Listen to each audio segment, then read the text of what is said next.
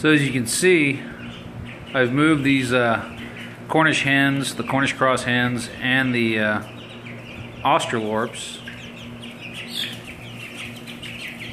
into a new accommodations here. They don't like me filming because when I have the filming on, I have the camera light on, and for some reason they do not like this light. It wigs them out.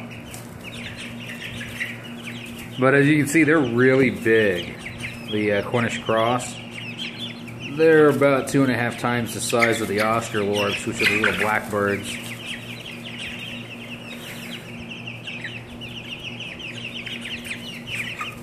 But I moved them in here because that tub that I had them in was way too small, and I had a smaller feeder, a smaller waterer in there. So I got a larger waterer and larger feeder, and that allows them all to be comfortable, and they can all eat at the same time without the Australorps being crowded out by much larger Cornish Cross.